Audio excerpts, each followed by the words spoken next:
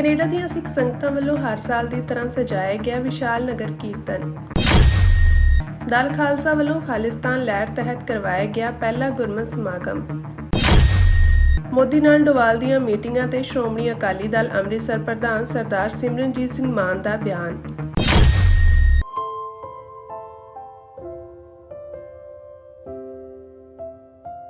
Canada ਦੀਆਂ ਸਿੱਖ ਸੰਗਤਾਂ ਵੱਲੋਂ ਹਰ ਸਾਲ ਦੀ ਤਰ੍ਹਾਂ ਵਿਸ਼ਾਲ ਨਗਰ ਕੀਰਤਨ ਗੁਰਦੁਆਰਾ ਸਿੰਘ ਸਭਾ ਮਾਲਟਨ ਤੋਂ ਸਿੱਖ ਸਪਿਰਿਚੁਅਲ ਸੈਂਟਰ ਰੈਕਸਡੇਲ ਤੱਕ ਬੜੀ ਹੀ ਸ਼ਰਧਾ ਭਾਵਨਾ ਦੇ ਨਾਲ ਸਜਾਇਆ ਗਿਆ।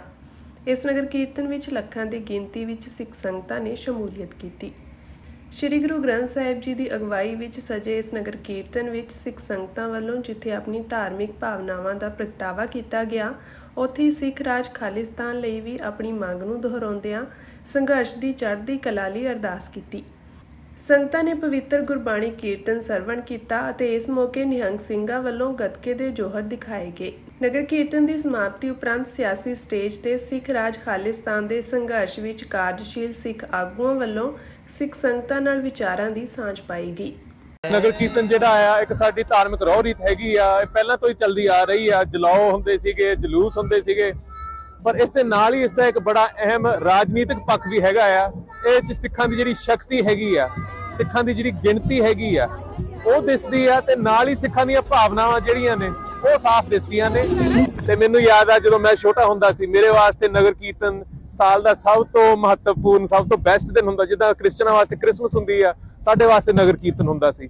ਸੋ ਬੱਚੇ ਸਾਰੇ ਇਸ ਨੂੰ ਲੁੱਕ ਫਾਰਵਰਡ ਇਸ ਕਰਕੇ ਕਰਦੇ ਨੇ ਕਿ ਉਹਨਾਂ ਨੂੰ ਪਤਾ ਲੱਗਦਾ ਉਹ ਇਕੱਲੇ ਨਹੀਂ ਹੈਗੇ। ਜਿਹੜੀ ਸੁਸਾਇਟੀ ਦੇ ਵਿੱਚ ਕਈ ਵਾਰ ਇਸ ਤਰ੍ਹਾਂ ਲੱਗਦਾ ਹੈ ਕਿ ਇਕੱਲਾ ਇੱਕ ਡਿਸਟਿੰਕਟ ਆਈਡੈਂਟੀਟੀ ਨਾਲ ਬੰਦਾ ਇਕੱਲਾ ਰਹਿ ਗਿਆ, ਪਰ ਇੱਥੇ ਇੱਕ ਜਦੋਂ ਸਿੱਖਾਂ ਦਾ ਹੜ੍ਹ ਆਉਂਦਾ ਹੈ, ਬਾਣੇ ਵਾਲੇ ਸਿੱਖਾਂ ਦਾ, ਤਾਂ ਸਿੱਖਾਂ ਵਾਸਤੇ ਵੀ ਇੱਕ ਉਤਸ਼ਾਹ ਪੈਦਾ ਹੁੰਦਾ ਆ ਤੇ ਬਾਹਰਲੀ ਦੁਨੀਆ ਨੂੰ ਵੀ ਪਤਾ ਲੱਗਦਾ ਆ ਕਿ ਸਾਡੀ ਕਿੰਨੀ ਗਿਣਤੀ ਹੈਗੀ ਆ ਤੇ ਇਕੱਠੇ ਇੱਕ ਇਹੋ ਜਿਹਾ ਇਵੈਂਟ ਕੋਈ ਹੋਰ ਕਮਿਊਨਿਟੀ ਇਸ ਤਰ੍ਹਾਂ ਨਹੀਂ ਕਰ ਸਕਦੀ। ਜਿੱਦਾਂ ਹੁਣ ਤੁਸੀਂ ਦੇਖ ਰਹੇ ਆ ਵੀ ਖਾਲਿਸਤਾਨ ਦੇ ਝੰਡੇ ਜਿਹੜੇ ਆ, ਇਹ ਇੱਕ ਯੂਨੀਵਰਸਿਟੀ ਦੇ ਤੌਰ ਤੇ ਵੀ ਤੁਸੀਂ ਸਮਝ ਲਓ, ਇਨ ਦਾ ਐਬਸੈਂਸ ਆਫ ਫੁੱਲੀ ਫਲੈਜ ਸਟੇਟ ਜਿਹੜੇ ਸਿੱਖ ਆਪਣੀ ਸੋਵਰਨਿਟੀ ਨੂੰ ਐਕਸਪ੍ਰੈਸ ਕਰਦੇ ਆ ਵੀ ਅਸੀਂ ਸੋਵਰਨਿਟੀ ਚਾਹੁੰਦੇ ਆ।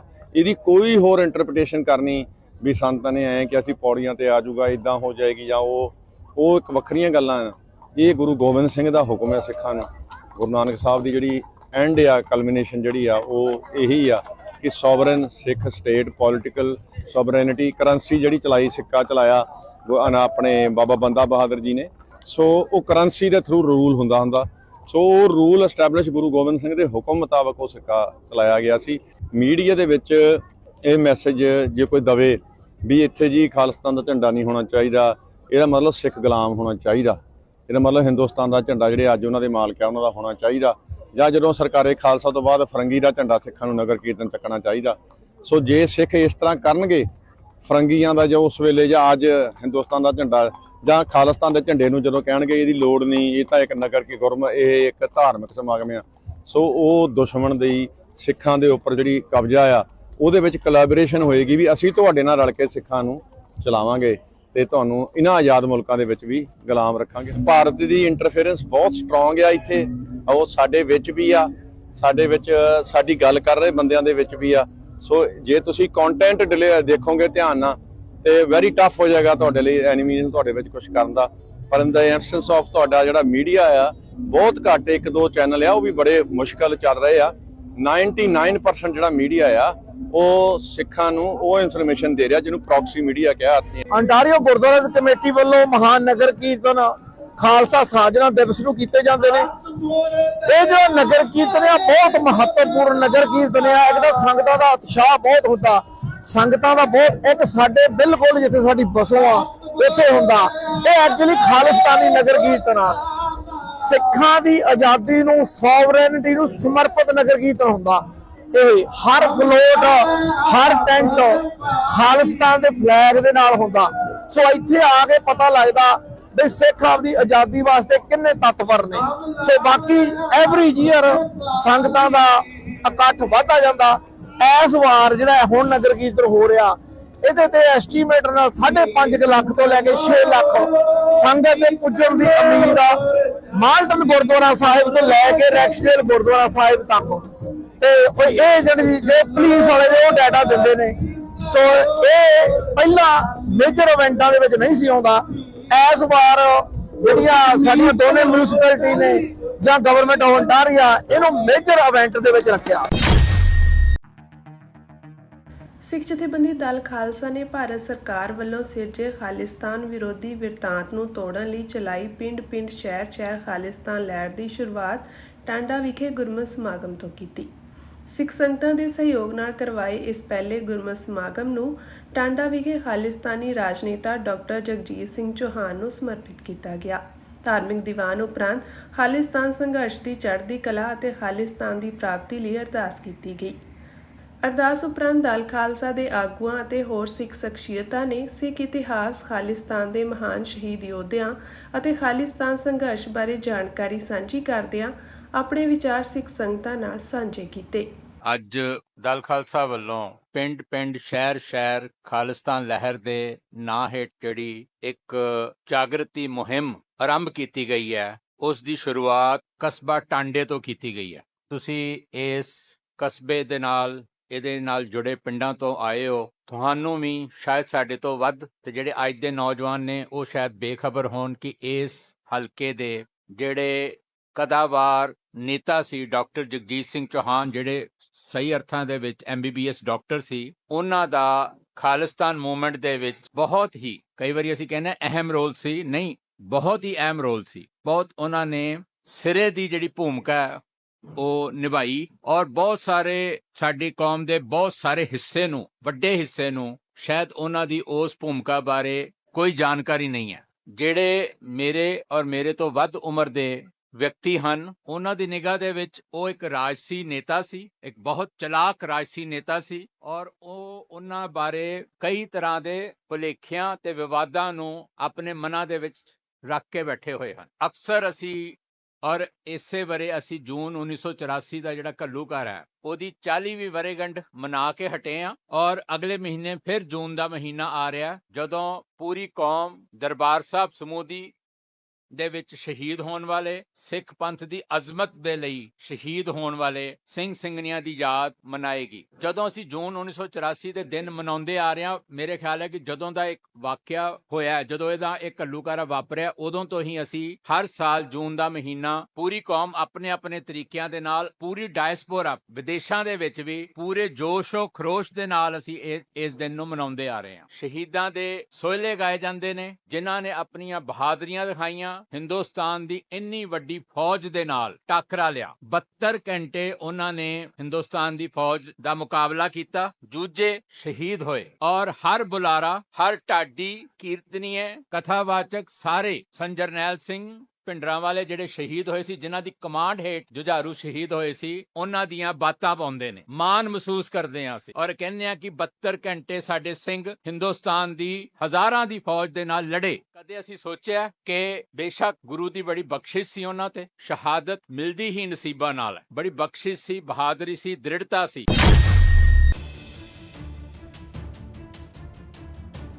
ਸ਼੍ਰੋਮਣੀ ਅਕਾਲੀ ਦਲ ਅੰਮ੍ਰਿਤਸਰ ਪ੍ਰਧਾਨ ਸਰਦਾਰ ਸਿਮਰਨਜੀਤ ਸਿੰਘ ਮਾਨ ਨੇ ਨੇਵੀ ਅਤੇ ਆਰਮੀ ਦੇ ਮੁਖੀਆਂ ਵੱਲੋਂ ਮੋਦੀ ਨਾਲ ਹੋਈ ਮੁਲਾਕਾਤ ਨੂੰ ਜੰਗ ਦੇ ਖਤਰੇ ਦੀ ਘੰਟੀ ਕਰਾਰ ਦਿੱਤਾ ਹੈ। ਉਹਨਾਂ ਕਿਹਾ ਕਿ ਸਿੱਖ ਕੌਮ ਜੰਗਾਂ ਯੁੱਧਾਂ ਦੇ ਵਿਰੁੱਧ ਹੈ, ਕਿਉਂਕਿ ਜੰਗਾਂ ਜਾਂ ਯੁੱਧਾਂ ਨਾਲ ਕਦੀ ਕੋਈ ਮਸਲਾ ਹੱਲ ਨਹੀਂ ਹੋਇਆ, ਬਲਕਿ ਇਸ ਮਨੁੱਖਤਾ ਵਿਰੋਧੀ ਅਮਲ ਨਾਲ ਹਮੇਸ਼ਾ ਪੰਜਾਬ ਸੂਬੇ, ਪੰਜਾਬੀਆਂ ਅਤੇ ਸਿੱਖ ਕੌਮ ਦਾ ਜਾਨੀ ਮਾਲੀ ਨੁਕਸਾਨ ਹੁੰਦਾ ਰਿਹਾ ਹੈ। ਹਰ ਵਾਰੀ ਮੈਦਾਨੇ ਜੰਗ ਚੜ੍ਹਦਾ ਤੇ ਲਹਿੰਦਾ ਪੰਜਾਬ ਹੀ ਬਣਦਾ ਹੈ। ਜੋ ਬੀਤੇ ਕੱਲ ਇੰਡੀਅਨ ਨੇਵੀ ਤੇ 에ਅਰ ਫੋਰਸ ਦੇ ਮੁਖੀਆਂ ਵੱਲੋਂ ਮੋਦੀ ਨਾਲ ਮੁਲਾਕਾਤ ਕੀਤੀ ਗਈ ਹੈ, ਇਹ ਪੰਜਾਬੀਆਂ ਤੇ ਸਿੱਖਾਂ ਉੱਤੇ ਜਬਰੀ ਜੰਗ ਥੋਪਣ ਦੇ ਖਤਰੇ ਦੀ ਘੰਟੀ ਨੂੰ ਪ੍ਰਤੱਖ ਕਰ ਰਿਹਾ ਹੈ। ਜਦੋਂ ਕਿ ਜੰਗਾਂ ਤੇ ਯੁੱਧਾਂ ਨਾਲ ਕਦੀ ਕੋਈ ਮਸਲਾ ਹੱਲ ਨਹੀਂ ਹੋ ਸਕਦਾ, ਬਲਕਿ ਇਹ ਤਾਂ ਮਸਲਿਆਂ ਨੂੰ ਹੋਰ ਪੇਚੀਦਾ ਕਰਨ ਦੇ ਨਾਲ-ਨਾਲ ਮਨੁੱਖਤਾ ਦਾ ਅਜਾਈ ਨੁਕਸਾਨ ਕਰਨ ਦਾ ਵੱਡਾ ਕਾਰਨ ਬਣ ਜਾਂਦੀਆਂ ਹਨ। ਰੂਸ, ਯੂਕਰੇਨ, ਇਜ਼ਰਾਈਲ, ਫਲਸਤੀਨੀਆਂ ਦੀ ਹੋਈ ਲੜਾਈ ਵਿੱਚ ਜਿਵੇਂ ਮਾਸੂਮ ਬੱਚਿਆਂ, ਔਰਤਾਂ ਤੇ ਨਾਗਰਿਕਾਂ ਦਾ ਵੱਡਾ ਨੁਕਸਾਨ ਹੋਇਆ ਹੈ, ਉਹ ਸੰਸਾਰ ਦੇ ਸਾਹਮਣੇ ਹੈ। ਜੇਕਰ ਮੋਦੀ ਤੇ ਉਸ ਦੀ ਪੰਜਾਬ ਤੇ ਸਿੱਖ ਕੌਮ ਵਿਰੋਧੀ ਜੁੰਡਲੀ ਵੱਲੋਂ ਜੰਗ ਲਗਾ ਕੇ ਸਾਡੇ ਉੱਤੇ ਜਬਰੀ ਥੋਪੀ ਗਈ ਤਾਂ ਸਿੱਖ ਕੌਮ ਇਸ ਜੰਗ ਵਿੱਚ ਹੁਕਮਰਾਨਾਂ ਤੇ ਸਾਜ਼ਿਸ਼ਕਾਰਾਂ ਦਾ ਬਿਲਕੁਲ ਸਾਥ ਨਹੀਂ ਦੇਵੇਗੀ। ਉਹਨਾਂ ਕਿਹਾ ਕਿ ਜੋ ਪਹਿਲਗਾਮ ਵਿਖੇ 26 ਨਿਰਦੋਸ਼ ਇੰਡੀਅਨ ਨਿਵਾਸੀ ਮਾਰੇ ਗਏ ਹਨ, ਉਸ ਦਾ ਸਾਨੂੰ ਗਹਿਰਾ ਦੁੱਖ ਤੇ ਅਫਸੋਸ ਹੈ, ਪਰ ਇਸ ਦੀ ਨਿਰਪੱਖਤਾ ਨਾਲ ਕੌਮਾਂਤਰੀ ਪੱਧਰ ਤੇ ਜਾਂਚ ਹੋਣੀ ਚਾਹੀਦੀ ਹੈ। ਤਾਂ ਕਿ ਇਹਨਾਂ ਕਤਲਾਂ ਦਾ ਅਸਲ ਸੱਚ ਸਾਹਮਣੇ ਆ ਸਕੇ। ਹੁਕਮਰਾਨ ਵਾਰ-ਵਾਰ ਆਪਣੇ ਸਿਆਸੀ ਸਵਾਰਥਾਂ ਦੀ ਪੂਰਤੀ ਲਈ ਆਪਣੇ ਹੀ ਨਾਗਰਿਕਾਂ ਨੂੰ ਨਿਸ਼ਾਨਾ ਬਣਾ ਕੇ ਘਿਨੌਣੇ ਹੱਥਕੰਡਿਆਂ ਰਾਹੀਂ ਕਤਲੇਆਮ ਨਾ ਕਰਵਾ ਸਕਣ ਅਤੇ ਨਾ ਹੀ ਵੱਖ-ਵੱਖ ਧਰਮਾਂ ਕੌਮਾਂ ਵਿੱਚ ਨਫ਼ਰਤ ਪੈਦਾ ਕਰਕੇ ਆਪਣੇ ਸਿਆਸੀ ਸਵਾਰਥਾਂ ਦੀ ਪੂਰਤੀ ਕਰ ਸਕਣ। ਉਨ੍ਹਾਂ ਕਿਹਾ ਕਿ ਅਸੀਂ ਵਰਲਡ ਟ੍ਰੇਡ ਆਰਗੇਨਾਈਜੇਸ਼ਨ ਅਤੇ UNO ਦੇ ਕੌਮਾਂਤਰੀ ਨਿਯਮਾਂ ਅਧੀਨ ਪੰਜਾਬ ਦੀ ਸਰਹੱਦ ਨਾਲ ਲੱਗਦੀਆਂ ਅਟਾਰੀ, ਵਾਗਾ, ਹੁਸੈਨੀਵਾਲਾ, ਸੁਲੇਮਾਨ ਕੀ ਸਰਹੱਦਾਂ ਨੂੰ ਖੋਲ੍ਹਣ ਦੇ ਹੱਕ ਵਿੱਚ ਹਾਂ ਤਾਂ ਕਿ ਪੰਜਾਬ ਦੇ ਕਿਸਾਨ ਦੀਆਂ ਫਸਲਾਂ ਅਤੇ ਵਪਾਰੀਆਂ ਤੇ ਉਦਯੋਗਪਤੀਆਂ ਵੱਲੋਂ ਤਿਆਰ ਕੀਤੇ ਗਏ ਆਪਣੇ ਉਤਪਾਦ ਇਹਨਾਂ ਸਰਹੱਦਾਂ ਰਾਹੀਂ ਕੌਮਾਂਤਰੀ ਮੰਡੀ ਵਿੱਚ ਖੁੱਲ੍ਹਾ ਵਪਾਰ ਹੋ ਸਕੇ, ਜਿਸ ਨਾਲ ਕੇਵਲ ਪੰਜਾਬ ਅਤੇ ਦੈਤ ਬਣ ਕੇ ਖੜੀ ਵੱਡੀ ਬੇਰੁਜ਼ਗਾਰੀ ਦੀ ਸਮੱਸਿਆ ਦਾ ਹੀ ਹੱਲ ਨਹੀਂ ਹੋਵੇਗਾ, ਇਸ ਦੇ ਨਾਲ ਹੀ ਪੰਜਾਬ ਦੀ ਆਰਥਿਕਤਾ ਨੂੰ ਵੀ ਵੱਡਾ ਹੁਲਾਰਾ ਮਿਲੇਗਾ। ਪਰ ਹੁਕਮਰਾਨ ਪੰਜਾਬ ਸੂਬੇ ਪੰਜਾਬੀਆਂ ਤੇ ਸਿੱਖ ਕੌਮ ਨੂੰ ਘਸਿਆਰੇ ਬਣਾਉਣ ਦੀਆਂ ਮਨਭਾਵਨਾ ਭਰੀਆਂ ਯੋਜਨਾਵਾਂ ਤੇ ਅਮਲ ਕਰਕੇ ਪੰਜਾਬ ਦਾ ਜਾਨੀ ਮਾਲੀ ਅਖਲਾਕੀ ਤੇ ਸੱਭਿਆਚਾਰਕ ਨੁਕਸਾਨ ਕਰਨ ਵਿੱਚ ਮਸ਼ਰੂਫ ਹਨ, ਜਿਸ ਨੂੰ ਕਦਾਚਿਤ ਸਹਿਣ ਨਹੀਂ ਕੀਤਾ ਜਾਵੇਗਾ। ਜੋ ਜੰਗ ਦੇ ਮੁੱਦੇ ਉੱਤੇ ਸਰਦਾਰ ਸੁਖਬੀਰ ਸਿੰਘ ਬਾਦਲ, ਪ੍ਰਤਾਪ ਸਿੰਘ ਬਾਜਵਾ, ਸੁਨੀਲ ਜਾਖੜ ਵਰਗੇ ਆਗੂ ਜੋ ਆਪਣੇ ਆਪ ਨੂੰ ਪੰਜਾਬ, ਪੰਜਾਬੀਅਤ ਤੇ ਸਿੱਖ ਕੌਮ ਪ੍ਰਤੀ ਸੁਹਿਰਦ ਹੋਣ ਦਾ ਦਾਅਵਾ ਕਰਦੇ ਹਨ, ਉਹ ਹੁਣ ਪੰਜਾਬ ਸੂਬੇ ਤੇ ਪੰਜਾਬੀਆਂ ਦੇ ਜਾਨੀ ਮਾਲੀ ਨੁਕਸਾਨ ਲਈ ਹੋਣ ਵਾਲੀ ਜੰਗ ਦਾ ਵਿਰੋਧ ਕਿਉਂ ਨਹੀਂ ਕਰ ਰਹੇ ਅਤੇ ਚੁੱਪ ਕਿਉਂ ਹਨ। ਉਹਨਾਂ ਕਿਹਾ ਕਿ ਜਦੋਂ ਇੰਡੀਅਨ ਵਿਧਾਨ ਦੀ ਧਾਰਾ 14 ਅਧੀਨ ਇੱਥੋਂ ਦੇ ਸਭ ਕੌਮਾਂ ਧਰਮਾਂ ਦੇ ਨਾਗਰਿਕ ਬਰਾਬਰ ਹਨ, ਫਿਰ 2000 ਵਿੱਚ ਅਮਰੀਕਾ ਦੇ ਪ੍ਰੈਜ਼ੀਡੈਂਟ ਮਿਸਟਰ ਬਿਲ ਕਲਿੰਟਨ ਦੇ ਇੰਡੀਆ ਦੌਰੇ ਸਮੇਂ ਚਿੱਠੀ ਸਿੰਘਪੁਰਾ ਕਸ਼ਮੀਰ ਵਿੱਚ ਫੌਜ ਵੱਲੋਂ 43 ਨਿਰਦੋਸ਼ ਸਿੱਖਾਂ ਨੂੰ ਇੱਕ ਲਾਈਨ ਵਿੱਚ ਖੜਾ ਕਰਕੇ ਮਾਰ ਦਿੱਤਾ ਗਿਆ ਸੀ। 2020 ਵਿੱਚ ਕਾਬਲ ਦੇ ਗੁਰੂ ਘਰ ਸ਼੍ਰੀ ਹਰ ਰਾਏ ਵਿਖੇ 25 ਸਿੱਖਾਂ ਨੂੰ ਮਾਰ ਦਿੱਤਾ ਗਿਆ ਸੀ। ਇਸੇ ਤਰ੍ਹਾਂ 2018 ਵਿੱਚ ਵੀ ISIS ਨੇ ਇਰਾਕ ਵਿੱਚ 38 ਸਿੱਖ ਮਾਰ ਦਿੱਤੇ ਸਨ। ਇਸੇ ਤਰ੍ਹਾਂ 2021 ਵਿੱਚ ਸ਼੍ਰੀਨਗਰ ਵਿਖੇ ਪ੍ਰਿੰਸੀਪਲ ਬੀਬੀ ਸੁਪਿੰਦਰ ਕੌਰ ਨੂੰ ISIS ਨੇ ਮਾਰ ਦਿੱਤਾ ਸੀ। ਉਸ ਸਮੇਂ ਤਾਂ ਹਿੰਦੂਤਵ ਹੁਕਮਰਾਨਾਂ ਨੇ ਕਦੀ ਜੰਗ ਕਰਨ ਦਾ ਐਲਾਨ ਨਹੀਂ ਕੀਤਾ, ਜਦੋਂ ਅੱਜ ਕਿਸੇ ਸਾਜ਼ਿਸ਼ ਅਧੀਨ ਪਹਿਲਗਾਮ ਵਿੱਚ ਇਹ ਦੁਖਾਂਤ ਵਾਪਰਿਆ ਹੈ, ਜਿਸ ਦਾ ਅਜੇ ਤੱਕ ਕੋਈ ਸੱਚ ਸਾਹਮਣੇ ਨਹੀਂ ਆਇਆ ਕਿ ਕਿਸ ਨੇ ਇਹ ਸਾਜ਼ਿਸ਼ ਘੜੀ ਹੈ, ਤਾਂ ਜੰਗ ਲਗਾ ਦਿਓ। ਇਹ ਕਿੱਥੋਂ ਦਾ ਨਿਜ਼ਾਮ ਤੇ ਅਮਲ ਹੈ ਕਿ ਬੇਕਸੂਰ ਤੇ ਨਿਰਦੋਸ਼ਾਂ ਨੂੰ ਜੰਗ ਦੇ ਮੂੰਹ ਵਿੱਚ ਧਕੇਲ ਦਿਓ। ਉਨ੍ਹਾਂ ਕਿਹਾ ਕਿ ਇੰਡੀਆ ਇੰਡਸ ਤੇ ਸਤਲੁਜ ਦੇ ਪਾਕਿਸਤਾਨ ਜਾ ਰਹੇ ਪਾਣੀ ਨੂੰ ਬੰਦ ਕਰਨ ਦੀ ਗੱਲ ਕਰ ਰਿਹਾ ਹੈ, ਜੋ ਕਿ ਕੌਮਾਂਤਰੀ ਜੰਗੀ ਅਪਰਾਧ ਹੈ। ਦੂਸਰੇ ਪਾਸੇ ਇੰਡਸ ਤੇ ਸਤਲੁਜ ਦੇ ਪਾਣੀ ਚੀਨ ਤੋਂ ਆ ਰਹੇ ਹਨ। ਬ੍ਰਹਮਪੁੱਤਰਾ ਦਾ ਅਸਾਮ ਵਿੱਚ ਵੀ ਪਾਣੀ ਚੀਨ ਤੋਂ ਆ ਰਿਹਾ ਹੈ। ਜੇਕਰ ਚੀਨ ਇਹ ਪਾਣੀ ਇੱਧਰ ਆਉਣੇ ਬੰਦ ਕਰ ਦੇਵੇ, ਫਿਰ ਇੰਡੀਆ ਦੇ ਹਿੰਦੂਤਵ ਰਾਸ਼ਟਰ ਦਾ ਕੀ ਸਟੈਂਡ ਹੋਵੇਗਾ।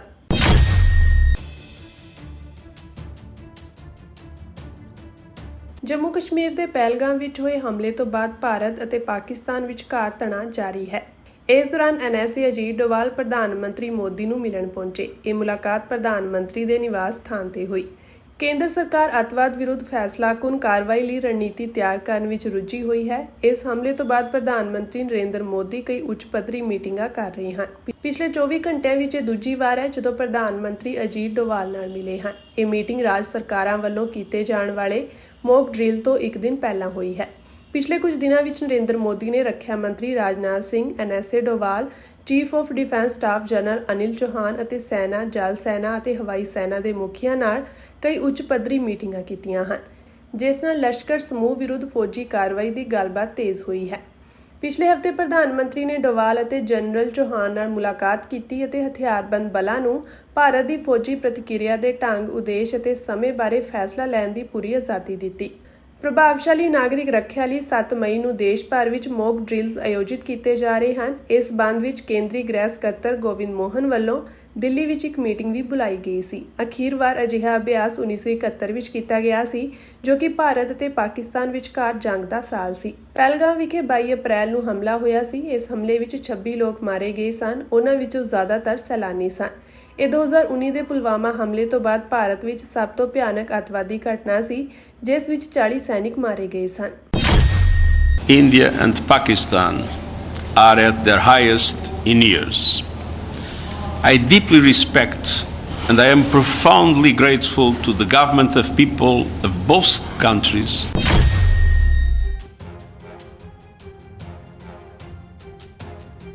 ਪਹਿਲਗਾਮ ਅੱਤਵਾਦੀ ਹਮਲੇ ਤੋਂ ਬਾਅਦ ਭਾਰਤ ਅਤੇ ਪਾਕਿਸਤਾਨ ਵਿਚਕਾਰ ਵਾਧੇ ਤਣਾਅ ਦੇ ਦਰਮਿਆਨ ਸੰਯੁਕਤ ਰਾਸ਼ਟਰ ਦੇ ਸਕੱਤਰ ਜਨਰਲ ਐਂਟੋਨੀਓ ਗੁਟਾਰੇਜ਼ ਨੇ ਵੱਧ ਤੋਂ ਵੱਧ ਸੰਜਮ ਰੱਖਣ ਦੀ ਅਪੀਲ ਕੀਤੀ। ਨਾਲ ਹੀ ਉਹਨਾਂ ਇਹ ਵੀ ਕਿਹਾ ਕਿ ਫੌਜੀ ਹੱਲ ਕੋਈ ਹੱਲ ਨਹੀਂ ਹੈ। ਡੀ-ਐਸਕੇਲੇਸ਼ਨ ਕੂਟਨੀਤੀ ਅਤੇ ਸ਼ਾਂਤੀ ਪ੍ਰਤੀ ਨਵੀਂ ਵਚਨਬੱਧਤਾ ਨੂੰ ਉਤਸ਼ਾਹਿਤ ਕਰਨ ਲਈ ਸੰਯੁਕਤ ਰਾਸ਼ਟਰ ਦੇ ਪੂਰੇ ਸਮਰਥਨ ਦਾ ਵਿਸਥਾਰ ਕਰਦੇ ਹੋਏ ਐਂਟੋਨੀਓ ਗੁਟਾਰੇਜ਼ ਨੇ ਦੋਵਾਂ ਦੇਸ਼ਾਂ ਨੂੰ ਫੌਜੀ ਟਕਰਾਅ ਤੋਂ ਬਚਣ ਦੀ ਸਲਾਹ ਦਿੱਤੀ। Tensions between India and Pakistan are at their highest in years. I deeply respect and I am profoundly grateful to the government of people of both countries and their significant contributions to the work of the United Nations, not least UN peacekeeping. And so it pains me to see relations reaching a boiling point. ਇਸ ਹਮਲੇ ਦੀ ਨਿੰਦਾ ਕਰਦਿਆਂ ਉਨ੍ਹਾਂ ਕਿਹਾ ਕਿ ਭਾਰਤ ਅਤੇ ਪਾਕਿਸਤਾਨ ਵਿਚਕਾਰ ਤਣਾਅ ਸਾਲਾਂ ਵਿੱਚ ਆਪਣੇ ਸਿਖਰ ਤੇ ਹੈ। ਉਨ੍ਹਾਂ ਕਿਹਾ ਕਿ ਨਾਗਰਿਕਾਂ ਨੂੰ ਨਿਸ਼ਾਨਾ ਬਣਾਉਣਾ ਅਸਵੀਕਾਰਨਯੋਗ ਹੈ ਅਤੇ ਜ਼ਿੰਮੇਵਾਰ ਲੋਕਾਂ ਨੂੰ ਨਿਆਂ ਦੇ ਕਟਹਿਰੇ ਵਿੱਚ ਲਿਆਂਦਾ ਜਾਣਾ ਚਾਹੀਦਾ ਹੈ। I understand the raw feelings following the awful terror attack in Pahalgam on 22 April. I once again strongly condemn that attack and extend my condolences to the families of the victims. Targeting civilians is unacceptable, and those responsible must be brought to justice through credible lawful means. It is also essential, especially at this critical hour, to avoid a military ਉਨ੍ਹਾਂ ਕਿਹਾ ਕਿ ਇਸ ਨਾਜ਼ੁਕ ਘੜੀ ਵਿੱਚ ਫੌਜੀ ਟਕਰਾਅ ਤੋਂ ਬਚਣਾ ਵੀ ਜ਼ਰੂਰੀ ਹੈ ਜੋ ਆਸਾਨੀ ਨਾਲ ਕਾਬੂ ਤੋਂ ਬਾਹਰ ਹੋ ਸਕਦਾ ਹੈ। ਇਹ ਵੱਧ ਤੋਂ ਵੱਧ ਸੰਜਮ ਰੱਖਣ ਅਤੇ ਇਨ੍ਹਾਂ ਹਾਲਾਤਾਂ ਤੋਂ ਪਿੱਛੇ ਹਟਣ ਦਾ ਸਮਾਂ ਹੈ। ਦੋਵਾਂ ਦੇਸ਼ਾਂ ਨਾਲ ਮੇਰੀ ਚੱਲ ਰਹੀ ਗੱਲਬਾਤ ਵਿੱਚ ਮੇਰਾ ਇਹੀ ਸੁਨੇਹਾ ਰਿਹਾ ਹੈ, ਕੋਈ ਗਲਤੀ ਨਾ ਕਰੋ, ਫੌਜੀ ਹੱਲ ਕੋਈ ਹੱਲ ਨਹੀਂ ਹੈ। ਸੰਯੁਕਤ ਰਾਸ਼ਟਰ ਕਿਸੇ ਵੀ ਪਹਿਲ ਕਦਮੀ ਦਾ ਸਮਰਥਨ ਕਰਨ ਲਈ ਤਿਆਰ ਹੈ ਜੋ ਤਣਾਅ ਘਟਾਉਣ ਵਾਲੀ ਕੂਟਨੀਤੀ ਅਤੇ ਸ਼ਾਂਤੀ ਪ੍ਰਤੀ ਨਵੀਂ ਵਚਨਬੱਧਤਾ ਨੂੰ ਉਤਸ਼ਾਹਿਤ ਕਰਦਾ ਹੈ। confrontation that could easily spin out of control. Now is the time for maximum restraint and stepping back from the brink. That has been my message in my ongoing outreach with both countries. Make no mistake, a military solution is no solution. And I offer my good offices to both governments in the service of peace. The United Nations stands ready to support any initiative that promotes de-escalation, diplomacy, and the renewed commitment to peace.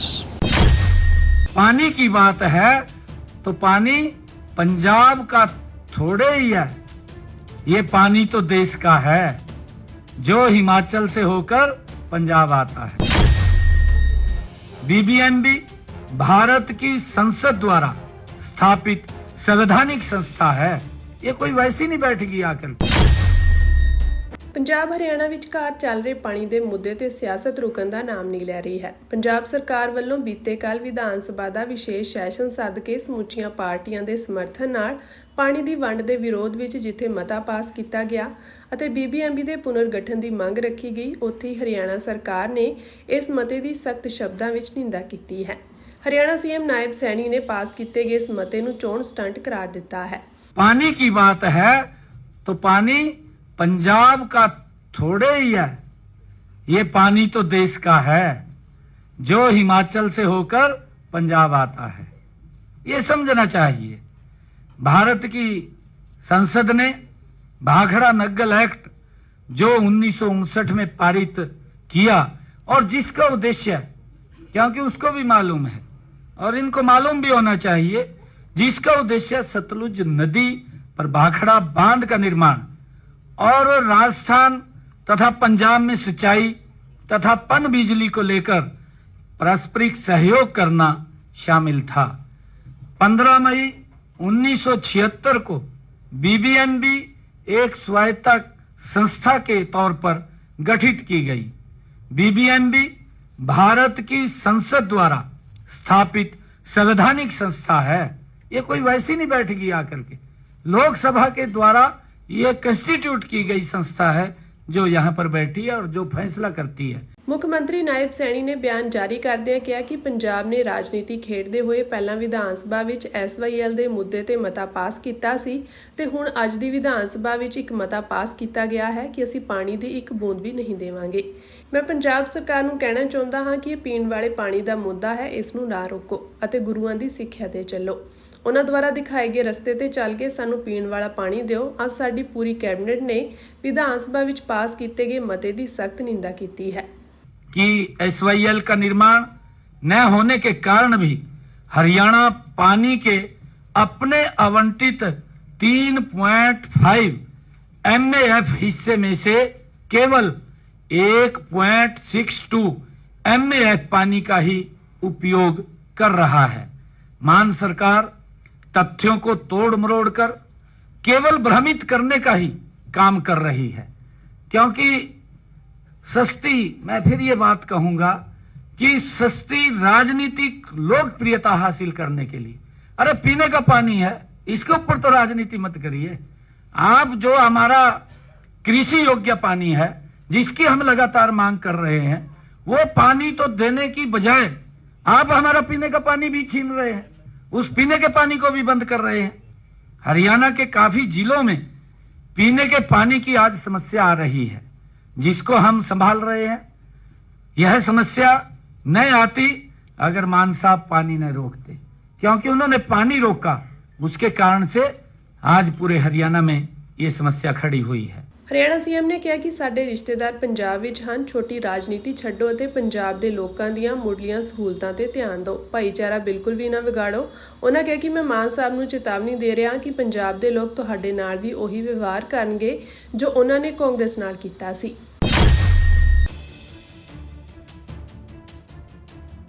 Supreme court ਨੇ ਅੱਜ ਪੰਜਾਬ ਅਤੇ ਹਰਿਆਣਾ ਦੀਆਂ ਸਰਕਾਰਾਂ ਨੂੰ Sutlej Yamuna link ਨਹਿਰ ਵਿਵਾਦ ਨੂੰ ਹੱਲ ਕਰਨ ਲਈ ਕੇਂਦਰ ਨਾਲ ਸਹਿਯੋਗ ਕਰਨ ਦਾ ਨਿਰਦੇਸ਼ ਦਿੱਤਾ ਹੈ। ਜਸਟਿਸ BR ਗਵਈ ਅਤੇ ਜਸਟਿਸ ਅਗਸਟੀਨ ਜਾਰਜ ਮਸੀਹ ਦੇ ਬੈਂਚ ਨੂੰ ਕੇਂਦਰ ਨੇ ਸੂਚਿਤ ਕੀਤਾ ਕਿ ਇਸ ਮੁੱਦੇ ਨੂੰ ਸੁਚਾਰੂ ਢੰਗ ਨਾਲ ਹੱਲ ਕਰਨ ਲਈ ਉਸ ਨੇ ਪਹਿਲਾਂ ਹੀ ਪ੍ਰਭਾਵਸ਼ਾਲੀ ਕਦਮ ਚੁੱਕੇ ਹਨ। ਬੈਂਚ ਨੇ ਕਿਹਾ ਕਿ ਅਸੀਂ ਦੋਵਾਂ ਸੂਬਿਆਂ ਨੂੰ ਇੱਕ ਸੁਚਾਰੂ ਹੱਲ ਤੇ ਪਹੁੰਚਣ ਲਈ ਕੇਂਦਰ ਨਾਲ ਸਹਿਯੋਗ ਕਰਨ ਦਾ ਨਿਰਦੇਸ਼ ਦਿੰਦੇ ਹਾਂ। ਬੈਂਚ ਨੇ ਕਿਹਾ ਕਿ ਜੇਕਰ ਉਦੋਂ ਤੱਕ ਇਸ ਦਾ ਹੱਲ ਨਹੀਂ ਹੁੰਦਾ ਤਾਂ ਉਹ 13 ਅਗਸਤ ਨੂੰ ਮਾਮਲੇ ਦੀ ਸੁਣਵਾਈ ਕਰੇਗਾ। ਕੇਂਦਰ ਵੱਲੋਂ ਪੇਸ਼ ਹੋਏ ਵਧੀਕ ਸੋਲੀਸਿਟਰ ਜਨਰਲ ਐਸ਼ਵਰਿਆ ਭਾਟੀ ਨੇ ਬੈਂਚ ਨੂੰ ਦੱਸਿਆ ਕਿ ਅਸੀਂ ਵਿਚੋਲਗੀ ਲਈ ਯਤਨ ਕੀਤੇ ਹਨ, ਪਰ ਸੂਬਿਆਂ ਨੂੰ ਕੇਂਦਰ ਦੀ ਤਜਵੀਜ਼ ਮੁਤਾਬਕ ਚੱਲਣਾ ਪਵੇਗਾ। SYL ਨਹਿਰ ਦੀ ਕਲਪਨਾ ਰਾਵੀ ਅਤੇ ਬਿਆਸ ਦਰਿਆਵਾਂ ਤੋਂ ਪਾਣੀ ਦੀ ਪ੍ਰਭਾਵਸ਼ਾਲੀ ਵੰਡ ਲਈ ਕੀਤੀ ਗਈ ਸੀ। ਇਸ ਪ੍ਰੋਜੈਕਟ ਵਿੱਚ 2014 ਕਿਲੋਮੀਟਰ ਲੰਬੀ ਨਹਿਰ ਦੀ ਕਲਪਨਾ ਕੀਤੀ ਗਈ ਸੀ, ਜਿਸ ਵਿੱਚੋਂ 122 ਕਿਲੋਮੀਟਰ ਪੰਜਾਬ ਵਿੱਚ ਅਤੇ 92 ਕਿਲੋਮੀਟਰ ਹਰਿਆਣਾ ਵਿੱਚ ਬਣਾਈ ਜਾਣੀ ਸੀ। ਹਰਿਆਣਾ ਨੇ ਆਪਣੇ ਖੇਤਰ ਵਿੱਚ ਇਹ ਪ੍ਰੋਜੈਕਟ ਪੂਰਾ ਕਰ ਲਿਆ ਹੈ, ਪਰ ਪੰਜਾਬ ਜਿਸ ਨੇ 1982 ਵਿੱਚ ਉਸਾਰੀ ਦਾ ਕੰਮ ਸ਼ੁਰੂ ਕੀਤਾ ਸੀ, ਉਸ ਨੇ ਇਸ ਨੂੰ ਟਾਲ ਦਿੱਤਾ। ਦੋਵਾਂ ਸੂਬਿਆਂ ਵਿਚਕਾਰ ਇਹ ਵਿਵਾਦ ਦਹਾਕਿਆਂ ਤੋਂ ਚੱਲ ਰਿਹਾ ਹੈ। ਜ਼ਿਕਰਯੋਗ ਹੈ ਕਿ ਸਿਖਰਲੀ ਅਦਾਲਤ ਨੇ 15 ਜਨਵਰੀ 2002 ਨੂੰ 1996 ਵਿੱਚ ਹਰਿਆਣਾ ਦੁਆਰਾ ਦਾਇਰ ਕੀਤੇ ਗਏ ਇੱਕ ਮੁਕੱਦਮੇ ਵਿੱਚ ਹਰਿਆਣਾ ਦੇ ਹੱਕ ਵਿੱਚ ਫੈਸਲਾ ਸੁਣਾਇਆ ਸੀ ਅਤੇ ਪੰਜਾਬ ਸਰਕਾਰ ਨੂੰ SYL ਨਹਿਰ ਦੇ ਆਪਣੇ ਹਿੱਸੇ ਦੀ ਉਸਾਰੀ ਕਰਨ ਦਾ ਨਿਰਦੇਸ਼ ਦਿੱਤਾ ਸੀ।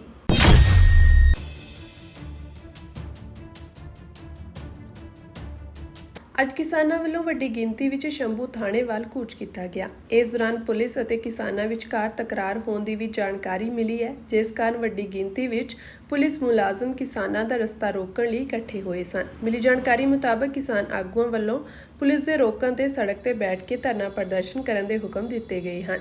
ਕਈ ਆਗੂਆਂ ਨੇ ਆਪਣੇ ਪਿੰਡਾਂ ਤੋਂ ਨਿਕਲ ਕੇ ਸ਼ੰਭੂ ਥਾਣੇ ਦਾ ਇੱਕ ਦਿਨ ਦਾ ਸ਼ਾਂਤਮਈ ਰੂਪ ਨਾਲ ਘਿਰਾਓ ਕਰਨ ਲਈ ਕਿਸਾਨਾਂ ਨੂੰ ਅਪੀਲ ਵੀ ਕੀਤੀ ਹੈ। ਪੰਜਾਬ ਭਰ ਦੇ ਪਿੰਡਾਂ ਵਿੱਚ ਪੁਲਿਸ ਵੱਡੀ ਗਿਣਤੀ ਵਿੱਚ ਤਾਇਨਾਤ ਕੀਤੀ ਗਈ ਹੈ। ਇਸ ਮੌਕੇ ਪੁਲਿਸ ਵੱਲੋਂ ਅੰਮ੍ਰਿਤਸਰ, ਗੁਰਦਾਸਪੁਰ, ਤਰਨਤਾਰਨ, ਮੋਗਾ, ਹਰੀਕੇ, ਜਗਰਾਓਂ, ਲੁਧਿਆਣਾ ਸਮੇਤ ਪੰਜਾਬ ਚੋਂ ਜਿਹੜੇ ਰਸਤੇ ਸ਼ੰਭੂ ਵੱਲ ਆਉਂਦੇ ਹਨ, ਉੱਥੇ ਬੈਰੀਗੇਡਿੰਗ ਤਾਇਨਾਤੀ ਕੀਤੀ ਗਈ ਸੀ। ਸ਼ੰਭੂ ਥਾਣੇ ਦਾ ਘਿਰਾਓ ਅਤੇ ਰੇਲ ਰੋਕੋ ਨੂੰ ਅਸਫਲ ਬਣਾਉਣ ਲਈ ਬੀਤੇ ਕੱਲ੍ਹ ਅਤੇ ਪਰਸੋਂ ਦੀ ਦਰਮਿਆਨੀ ਰਾਤ ਨੂੰ ਕਿਸਾਨਾਂ ਨੂੰ ਪੁਲਿਸ ਨੇ ਗ੍ਰਿਫਤਾਰ ਕੀਤਾ ਸੀ ਅਤੇ ਇਸ ਦੇ ਬਾਵਜੂਦ ਵੀ ਕਿਸਾਨ ਆਪਣੇ ਐਲਾਨ ਤੇ ਬਜੀਤ ਹਨ। ਪੁਲਿਸ ਨੇ ਕਾਰਵਾਈ ਕਰਦੇ ਹੋਏ ਜਗਜੀਤ ਸਿੰਘ ਡੱਲੇਵਾਲ, ਬਲਦੇਵ ਸਿਰਸਾ ਸਮੇਤ ਕਈ ਆਗੂ ਜਿਹੜੇ ਸਰੀਰਕ ਤੌਰ ਤੇ ਬਿਮਾਰ ਹਨ, ਉਹਨਾਂ ਨੂੰ ਘਰਾਂ ਵਿੱਚ ਨਜ਼ਰਬੰਦ ਵੀ ਕੀਤਾ ਸੀ। ਇਸ ਮੌਕੇ ਕਿਸਾਨ ਆਗੂ ਜਗਜੀਤ ਸਿੰਘ ਡੱਲੇਵਾਲ ਨੇ ਪੰਜਾਬ ਪੁਲਿਸ ਵੱਲੋਂ ਕਿਸਾਨਾਂ ਦੀ ਗ੍ਰਿਫਤਾਰੀ ਦੀ ਨਿਖੇਧੀ ਕਰਦਿਆਂ ਕਿਹਾ ਕਿ ਮੀਡੀਆ ਨੂੰ ਵੀ ਉਹਨਾਂ ਨਾਲ ਨਹੀਂ ਮਿਲਣ ਦਿੱਤਾ ਜਾ ਰਿਹਾ। ਉਹਨਾਂ ਕਿਹਾ ਕਿ ਕੱਲ੍ਹ ਸਵੇਰ ਤੋਂ ਹੀ ਕਿਸਾਨਾਂ ਨੂੰ ਗ੍ਰਿਫਤਾਰ ਕੀਤਾ ਜਾ ਰਿਹਾ ਹੈ। ਪੰਜਾਬ ਦੀ ਰਾਜਧਾਨੀ ਅੰਦਰ ਨਹੀਂ ਜਾਣ ਦਿੱਤਾ ਜਾ ਰਿਹਾ ਅਤੇ ਨਾ ਹੀ ਦਿੱਲੀ ਜਾਣ ਦਿੱਤਾ ਜਾ ਰਿਹਾ ਹੈ, ਜੋ ਕਿ ਇੱਕ ਲੋਕਤੰਤਰ ਦਾ ਘਾਣ ਹੈ। ਕਿਸਾਨ ਆਗੂ ਜਗਜੀਤ ਸਿੰਘ ਡੱਲੇਵਾਲ ਨੇ CM ਭਗਵੰਤ ਮਾਨ ਨੂੰ ਕਿਹਾ ਕਿ ਭਾਵੇਂ ਤੁਸੀਂ ਕਿਸਾਨ ਨੇਤਾਵਾਂ ਨੂੰ ਗ੍ਰਿਫਤਾਰ ਕਰ ਰੱਖਿਆ, ਪਰ ਵੱਡੀ ਗਿਣਤੀ ਵਿੱਚ ਕਿਸਾਨ ਸ਼ੰਭੂ ਧਰਨੇ ਵਿੱਚ ਪਹੁੰਚਣਗੇ। ਉਹਨਾਂ ਨੇ ਮੁੱਖ ਮੰਤਰੀ ਭਗਵੰਤ ਮਾਨ ਨੂੰ ਚੈਲੰਜ ਕੀਤਾ ਕਿ ਜਿਸ ਤਰ੍ਹਾਂ ਤੁਸੀਂ ਲੋਕਤੰਤਰ ਦਾ ਘਾਣ ਕਰਨ ਵੱਲ ਤੁਰੇ ਹੋ, ਤੁਹਾਨੂੰ ਲੋਕ ਬਹੁਤਾ ਟਾਈਮ ਸੱਤਾ ਤੇ ਟਿਕਣ ਨਹੀਂ ਦੇਣਗੇ। ਹਾਊਸ ਅਰੈਸਟ ਕਰਕੇ ਰੱਖੋ, ਇਹੋ ਜਿਹੇ ਹੁਕਮ ਦਿੱਤੇ ਜਾ ਰਹੇ ਨੇ ਸਰਕਾਰ ਵੱਲੋਂ। ਕਿੱਡੀ ਘਿਨਾਉਣੀ ਹਰਕਤ ਆ ਸਰਕਾਰ ਦੀ ਕਿ ਆਪਣੇ ਲੋਕਾਂ ਨੂੰ ਪ੍ਰੋਟੈਸਟ ਕਰਨ ਤੋਂ ਰੋਕਣਾ, ਆਪਦੇ ਲੋਕਾਂ ਨੂੰ ਜੇਲ੍ਹਾਂ 'ਚ ਡੱਕ ਦਿਓ, ਇਹ ਇਨਸਾਫ ਨਾ ਮੰਗਣਾ। ਅਜਿਹਾ ਡਿਕਟੇਟਰ ਰਾਜ ਕਿੰਨਾ ਚਿਰ ਚੱਲੇਗਾ? ਸੋ ਇਹਦੇ ਖਿਲਾਫ ਸਾਡੇ ਆਮ ਲੋਕਾਂ ਨੂੰ ਉੱਠਣਾ ਪਏਗਾ, ਉੱਠ ਕੇ ਖੜੇ ਹੋਣਾ ਪਏਗਾ। ਨਹੀਂ ਤਾਂ ਦੋਸਤੋ, ਆਉਣ ਵਾਲੇ ਸਮੇਂ ਦੇ ਵਿੱਚ ਇਨਸਾਫ ਕਿਸੇ ਥਾਂ ਤੇ ਲੈ ਨਹੀਂ ਸਕੇਗਾ। ਜੋ ਇਹ ਲੋਕ ਕਰ ਰਹੇ ਨੇ, ਜਿਸ ਤਰ੍ਹਾਂ ਦਾ ਵਰਤਾਰਾ ਹੋ ਰਿਹਾ ਹੈ, ਅਗਰ ਇਹ ਚੱਲਦਾ ਰਿਹਾ ਤਾਂ ਭਵਿੱਖ ਦੇ ਵਿੱਚ ਮੈਨੂੰ ਲੱਗਦਾ ਹੈ ਕਿ ਲੋਕਾਂ ਦਾ ਸਾਹ ਲੈਣਾ ਮੁਸ਼ਕਲ ਹੋ ਜਾਏਗਾ। ਲੋਕਾਂ ਨੂੰ ਜੋ ਮਰਜ਼ੀ ਧੱਕੇਸ਼ਾਹੀ ਹੋਵੇ, ਲੋਕ ਆਪਣੀ ਆਵਾਜ਼ ਨਹੀਂ ਚੱਕ ਸਕਣਗੇ। ਸੋ ਇਹ ਸਾਰੇ ਵਰਤਾਰੇ ਦੇ ਖਿਲਾਫ ਸਾਨੂੰ ਸਾਰਿਆਂ ਨੂੰ ਉੱਠ ਕੇ ਇੱਕ ਵਾਰ ਖੜੇ ਹੋਣਾ ਪਏਗਾ, ਤਾਂ ਕਿ ਆਉਣ ਵਾਲੇ ਸਮੇਂ 'ਚ ਅਸੀਂ ਆਪਣੀਆਂ ਹੱਕੀ ਮੰਗਾਂ ਦੀ ਲੜਾਈ ਹੈ ਜਿਹੜੀ ਉਹ ਜਾਰੀ ਰੱਖ ਸਕੀਏ, ਕੇਂਦਰ ਦੇ ਖਿਲਾਫ ਲੜਾਈ ਜਾਰੀ ਰੱਖ ਸਕੀਏ। ਸੋ ਇੱਥੋਂ ਤੱਕ ਸਰਕਾਰ ਦਾ ਆ ਜਾਣਾ, ਜਦੋਂ ਅਨਾਉਂਸਮੈਂਟ ਕੀਤਾ ਹੈ ਕਿ ਇੱਕ ਦਿਨ ਦਾ ਸਾਡਾ ਪ੍ਰੋਗਰਾਮ ਹੈ, ਹੋਣਾ ਚਾਹੀਦਾ ਸੀਗਾ ਕਿ ਜੇਕਰ ਸਾਡਾ ਪ੍ਰੋਗਰਾਮ ਦਿੱਤਾ ਹੈ ਜੋ ਉਹਦੇ ਉੱਤੇ ਸਰਕਾਰ ਅਧਿਕਾਰੀ DGP ਦਾ ਫਰਜ਼ ਬਣਦਾ ਸੀਗਾ ਫਿਰ ਸੱਦ ਕੇ ਗੱਲਬਾਤ ਕਰਦੇ ਵੀ ਭਾਈ ਕਿਸ ਪਰਪਸ ਲਈ ਤੁਸੀਂ ਧਰਨਾ ਦੇ ਰਹੇ ਹੋ। ਮੰਗ ਸਾਡੀ ਉੱਥੇ ਕਲੀਅਰ ਕੱਟ ਇਹੀ ਹੈ ਕਿ SHO ਉਹਨਾਂ ਅਧਿਕਾਰੀਆਂ ਦੇ ਖਿਲਾਫ ਮੁਕੱਦਮੇ ਦਰਜ ਕੀਤੇ ਜਾਣ, ਉਹਨਾਂ ਨੂੰ ਸਸਪੈਂਡ ਕੀਤਾ ਜਾਏ ਜਿਨ੍ਹਾਂ ਨੇ ਧਰਨੇ ਦੇ ਦੌਰਾਨ ਧਰਨੇ ਨੂੰ ਖੰਡਾਉਣ ਦੇ ਸਮੇਂ ਦੇ ਉੱਤੇ ਲੋਕਾਂ ਦੇ ਵਿੱਚ ਮਿਸਬਿਹੇਵ ਕੀਤਾ। ਇੱਕ ਤਾਂ ਮੰਗ ਇਹ ਹੈ, ਦੂਸਰਾ ਇਹ ਹੈ ਕਿ ਜੋ DGP ਨੇ ਵਾਅਦਾ ਕੀਤਾ ਲੋਕਾਂ ਦੇ ਨਾਲ ਕਿ ਅਸੀਂ ਤੁਹਾਡੇ ਸਮਾਨ ਦੀ ਭਰਪਾਈ ਕਰਾਂਗੇ, ਉਹੀ ਮੰਗ ਹੈ ਕਿ ਭਰਪਾਈ ਕਰੋ ਭਾਈ। ਇਸ ਤੋਂ ਬਾਅਦ ਤਾਂ ਕੁਛ ਹੈ ਨਹੀਂ। ਤਾਂ ਇਹਦੇ ਤੇ ਗੱਲਬਾਤ ਕਰਨ ਦੀ ਬਜਾਏ, ਬੈਠਣ ਦੀ ਬਜਾਏ ਉਲਟਾ ਕਿ ਅਸੀਂ ਪ੍ਰੋਟੈਸਟ ਕਰਨ ਹੀ ਨਹੀਂ ਦੇਣਾ, ਇਹ ਕੰਮ ਕਰਨ ਹੀ ਨਹੀਂ ਦੇਣਾ, ਤਾਂ ਮੇਰਾ ਖਿਆਲ ਹੈ ਫਿਰ ਸਾਡੀ ਜ਼ਮੀਰ ਨੂੰ ਹਲੂਣਾ ਦੇਣ ਦੀ ਲੋੜ ਹੈ ਇਸ ਵੇਲੇ ਕਿ ਇੰਨੀ ਧੱਕੇਸ਼ਾਹੀ, ਇੰਨੀ ਬੇਇਨਸਾਫੀ ਦੇ ਖਿਲਾਫ ਸਾਨੂੰ ਉੱਠਣਾ ਪਏਗਾ। ਔਰ ਉਸ ਦੇ ਲਈ ਸਾਰੀ ਜਨਤਾ ਨੂੰ, ਸਾਰੇ ਆਵਾਮ ਨੂੰ ਮੇਰੀ ਹੱਥ ਜੋੜ ਕੇ ਬੇਨਤੀ ਹੈ, ਦੋਸਤੋ ਖੜੇ ਹੋਵੋ ਇਸ ਬੇਇਨਸਾਫੀ ਦੇ ਖਿਲਾਫ ਤਾਂ ਕਿ ਆਪਾਂ ਇਨਸਾਫ ਲੈ ਸਕੀਏ। ਜ਼ਿਕਰਯੋਗ ਹੈ ਕਿ ਸੰਯੁਕਤ ਕਿਸਾਨ ਮੋਰਚਾ ਵੱਲੋਂ ਦਿੱਤੇ ਧਰਨੇ ਦੇ ਮੱਦੇਨਜ਼ਰ ਮੁੱਖ ਮੰਤਰੀ ਭਗਵੰਤ ਮਾਨ ਨੇ ਕਿਸਾਨਾਂ ਨੂੰ ਧਰਨੇ ਪ੍ਰਦਰਸ਼ਨ ਕਰਨ ਤੇ ਸਿੱਧੀ ਕਾਨੂੰਨੀ ਕਾਰਵਾਈ ਦੀ ਚੇਤਾਵਨੀ ਦਿੱਤੀ ਸੀ, ਜਿਸ ਤੋਂ ਬਾਅਦ ਕਿਸਾਨ ਭੜਕ ਉੱਠੇ ਹਨ ਅਤੇ ਸ਼ੰਭੂ ਮੋਰਚੇ ਵੱਲ ਵਧ ਰਹੇ ਹਨ। ਪਹਿਲਗਾਮ ਦਹਿਸ਼ਤੀ ਹਮਲੇ ਮਗਰੋਂ ਭਾਰਤ ਤੇ ਪਾਕਿਸਤਾਨ ਵਿਚਾਲੇ ਵਾਧੇ ਟਕਰਾਅ ਦਰਮਿਆਨ ਸੰਯੁਕਤ ਰਾਸ਼ਟਰ ਸਲਾਮਤੀ ਕੌਂਸਲ ਨੇ ਬੰਦ ਕਮਰਾ ਮੀਟਿੰਗ ਦੌਰਾਨ ਇਸ ਮੁੱਦੇ ਤੇ ਚਰਚਾ ਕੀਤੀ। ਇਸ ਮੀਟਿੰਗ ਵਿੱਚ ਸ਼ਾਮਲ ਮੈਂਬਰ ਮੁਲਕਾਂ ਨੇ ਜਿੱਥੇ ਦੋਵਾਂ ਮੁਲਕਾਂ ਨੂੰ ਸੰਜਮ ਨਾਲ ਕੰਮ ਲੈਣ ਤੇ ਗੱਲਬਾਤ ਦਾ ਰਾਹ ਅਖਤਿਆਰ ਕਰਨ ਦਾ ਸੱਦਾ ਦਿੱਤਾ, ਉੱਥੇ ਪਾਕਿਸਤਾਨ ਨੂੰ ਕੁਝ ਮੁਸ਼ਕਲ ਸਵਾਲ ਵੀ ਪੁੱਛੇ। ਸਲਾਮਤੀ ਕੌਂਸਲ ਨੇ ਪਾਕਿਸਤਾਨ ਨੂੰ ਇਸ ਮੁੱਦੇ ਨੂੰ ਭਾਰਤ ਨਾਲ ਦੁਵੱਲੀ ਗੱਲਬਾਤ ਜ਼ਰੀਏ ਸੁਲਝਾਉਣ ਲਈ ਕਿਹਾ ਤੇ ਜਵਾਬਦੇਹੀ ਦੀ ਮੰਗ ਕਰਦਿਆਂ ਇਹ ਜਾਣਨ ਦੀ ਕੋਸ਼ਿਸ਼ ਕੀਤੀ ਕਿ ਕੀ 22 ਅਪ੍ਰੈਲ ਨੂੰ ਪਹਿਲਗਾਮ ਵਿੱਚ ਮਾਸੂਮ ਸੈਲਾਨੀਆਂ ਦੇ ਕਤਲੇਆਮ ਵਿੱਚ ਲਸ਼ਕਰ-ਏ-ਤਾਇਬਾ ਸ਼ਾਮਿਲ ਸੀ।